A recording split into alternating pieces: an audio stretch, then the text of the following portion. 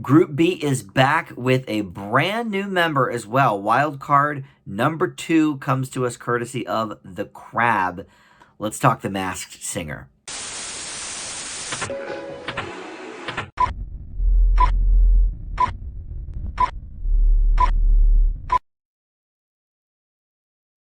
Hey everybody, Dan here. This is Dan Reviews It. Welcome to my Masked Singer recap and reaction video. This is for episode 4 of season 5, which means the return of Group B. We've got Grandpa Monster back, Piglet, Black Swan, the Chameleon all returning, and then, like I mentioned, our second wild card singer, who is the Crab. So we're going to talk about all of the clues from tonight's episode, who the panel guessed, who I am guessing, who you have maybe helped me to guess for Group B. A very important part of my Masked Singer videos is you guys in the comments. If you are new to Dan Reviews It and to my Masked Singer videos, welcome. I greatly appreciate it. Please consider hitting that subscribe button below. Would love to have you aboard. Just hit 700 subs last week, so would love to add your name onto that. But probably even more important for the Masked Singer videos is the comments. We've got a great community here of people who really love to guess along with me, sometimes steer me in one direction or the other, and hopefully sometimes I help you guys out as well with my guesses. So without further ado, let's start it off. There was no guest this week on the panel, and Niecy Nash still hosting in place of Nick Cannon. Nick does do the voiceover for the intro, but Niecy Nash is the host. And to be completely honest, you know, we're 4 weeks in now with Niecy. I kind of wish they would keep her. I've always been a Niecy Nash fan, and I think she is a natural in this show. I think she does a great job. Unfortunately, you know, I'm sure they'll bring Nick back, but, you know, I didn't really think Craig Robinson was all that great on Masked Dancer, so I don't know, maybe Niecy can slide on over to the Masked Dancer if we're going to continue. Hard to say. But let's start with the Grandpa Monster. So this was a forest and camping sort of theme. He said he always hated his singing voice, but this show has helped him be more confident about that. He hasn't felt this free since he cast himself away to see if he could survive. We saw a Santa hat. We saw a picture of a dude doing a split. There was a letter W on, it looked like a keychain. We saw a boxer dog, a yellow car. He said he traveled the world and sold out arenas, which is more than he could say for the Piglet. And then the headphones we saw, and then a picture of the Piglet, and that he was tearing up. So the Piglet, well, we'll get to him next because he's the second singer. But this week, what they did for after the performance. So anyway, the performance was Bad Reputation from Joan Jett and the Blackhearts. But they did a first crush picture. So they showed us who these people, these masked singers have as their first crush. And so Grandpa Monster's sort of tongue-in-cheek clearly was The Rock. And he, you know, said how much he appreciates his physique and he's all muscles and this and that and the other thing. I sort of hate when they have Group A do one thing and Group B do something else. I sort of think that's a little bit annoying. Last week, they had Group A do a self-portrait of themselves, so we learned a little bit about them from that, but they decided for Group B, no, we're going to do first crushes. So I guess that tells us a little bit about their age range, but probably not much else, to be completely honest. So I don't know. So The Rock, sure, that makes sense.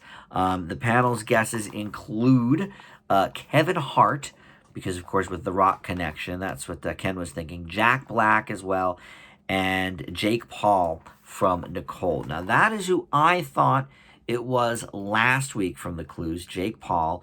And one of the things I mentioned last time that Group B sang was that he does have a boxing career now. So when they threw the boxer dog in that clue package, you know, that to me was even more evidence that it might be Jake Paul. Nicole was sort of going between Jake and Logan, and I was for a moment as well, but I don't know, just some of those clues last time led me to believe it was more Jake than Logan.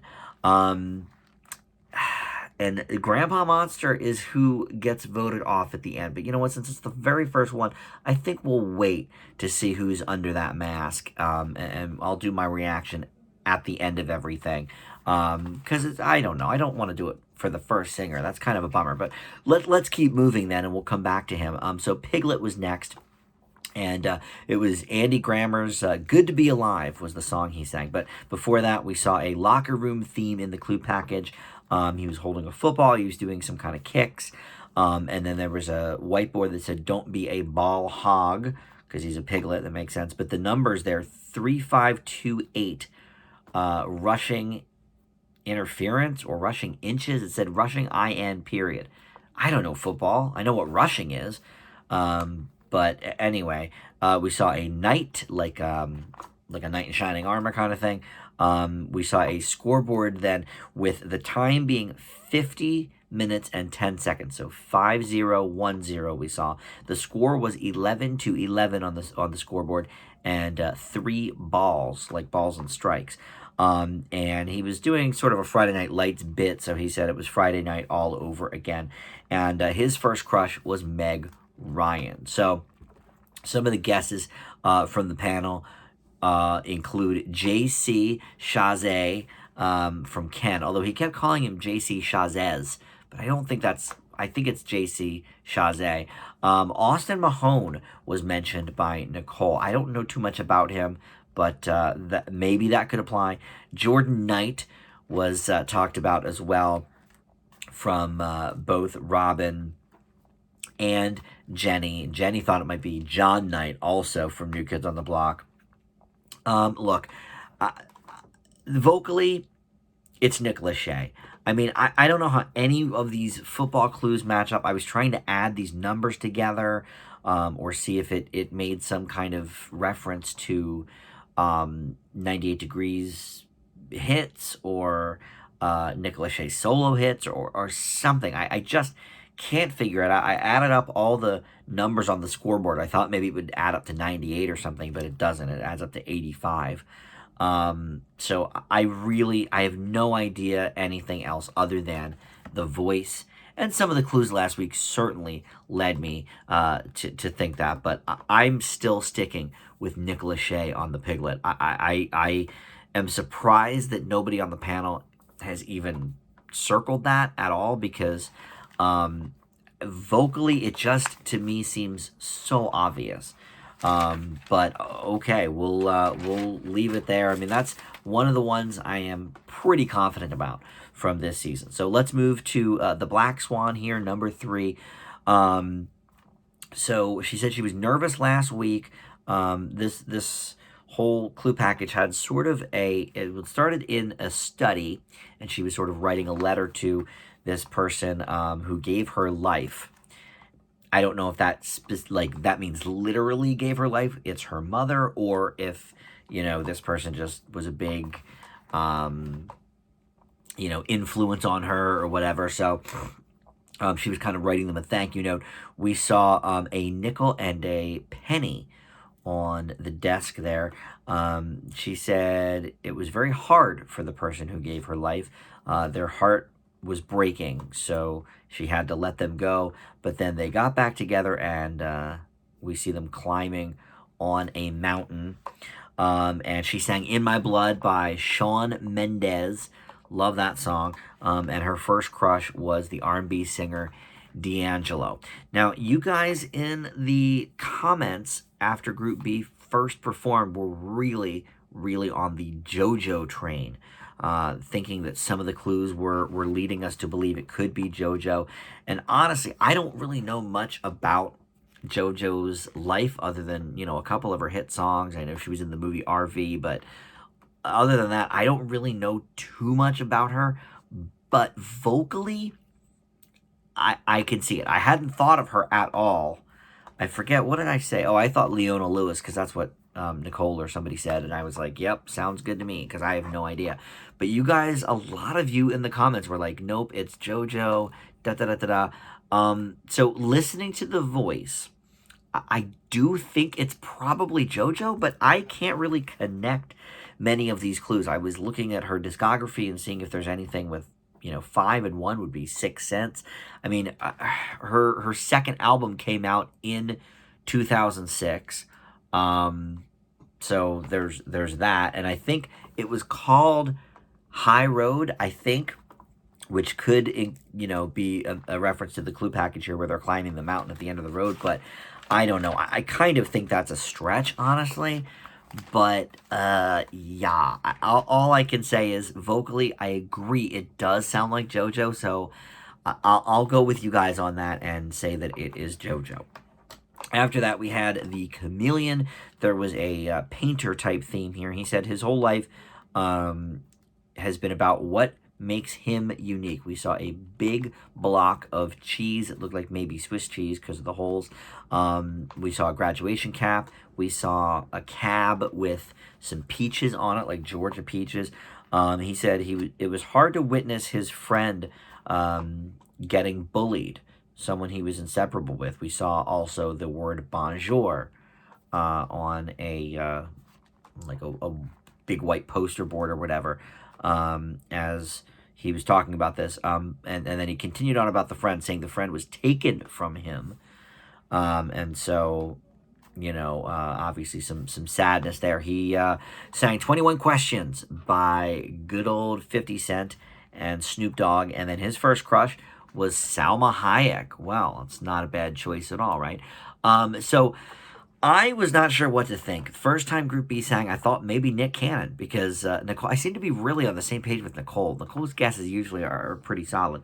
And I thought, well, that would be kind of funny if Nick Cannon, the reason Niecy was hosting was because Nick is one of the contestants. That's kind of funny.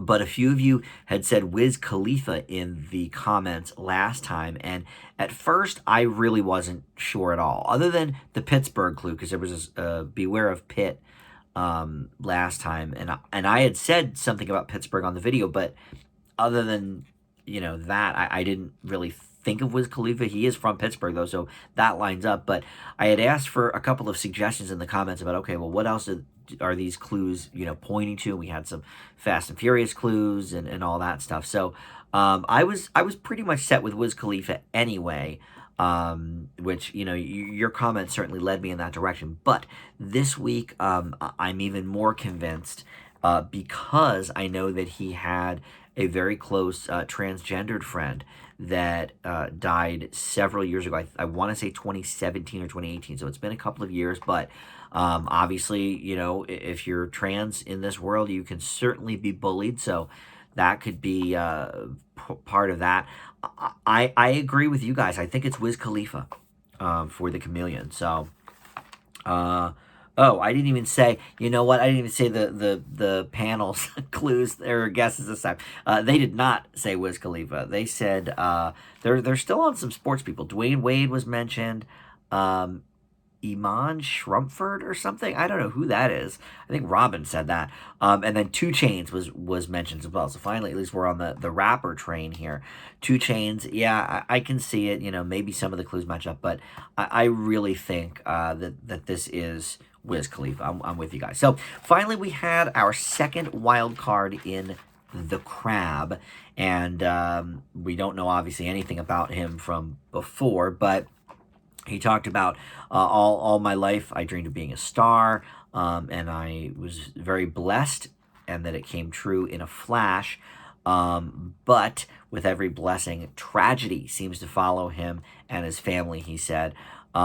He said he felt like a king crab when he got success, but it's been a struggle to deal with his darkness. We saw a broken mirror, and we saw a 2 + 3 on a calculator. We saw a picture of the Mona Lisa, and then we saw 2 people from past seasons of The Masked Singer. We saw the bee, who was Gladys Knight, and the butterfly, who was Michelle Williams. So maybe this person has connections with them, possibly. What's interesting about the 2+3 on the calculator is that in the first clue package for Group B, the chameleon had dice that showed a 2 and a 3.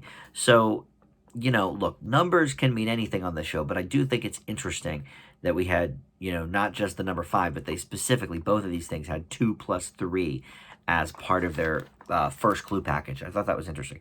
He sang Ain't No Sunshine by Bill Withers. It was very emotional, and he revealed that his first crush was Janet Jackson. He said, we grew up together on Good Times.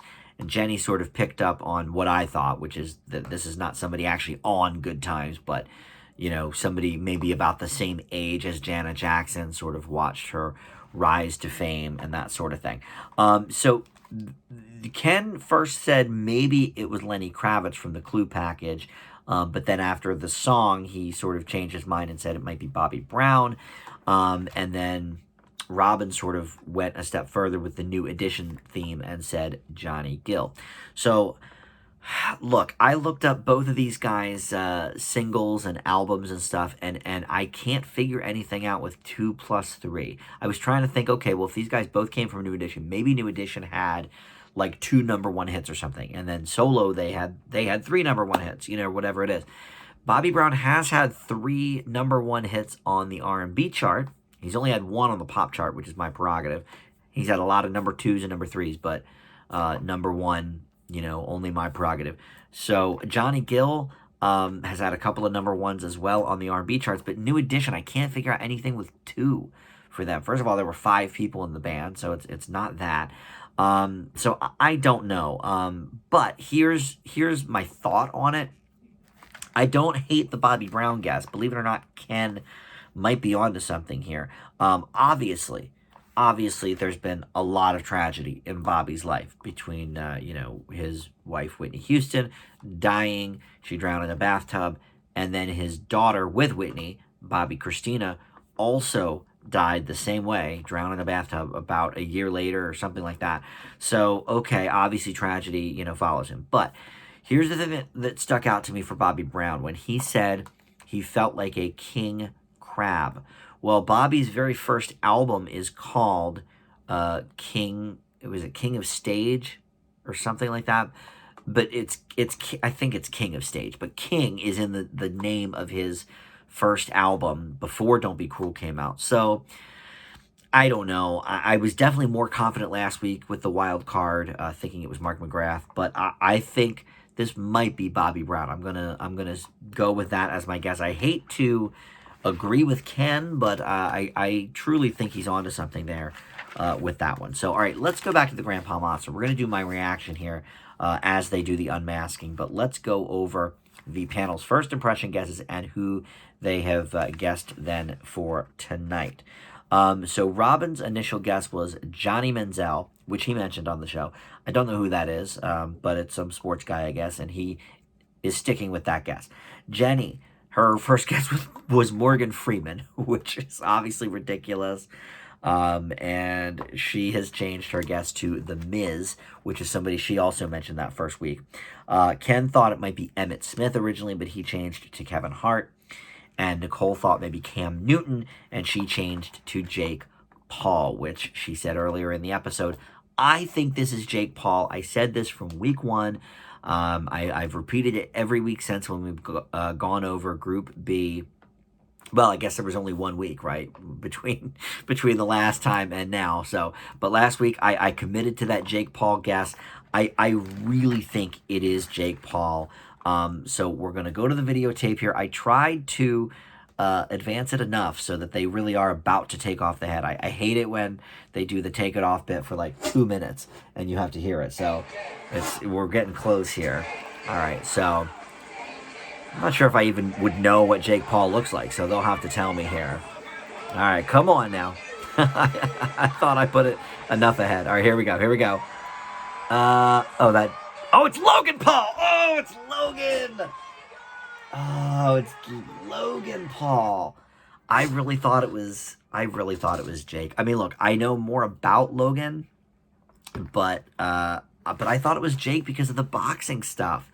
I really did. Oh, Nicole's so sad about it. She's really upset. All right, well, I wonder if they're going to tell us what any of the clues are. They usually do tell us something.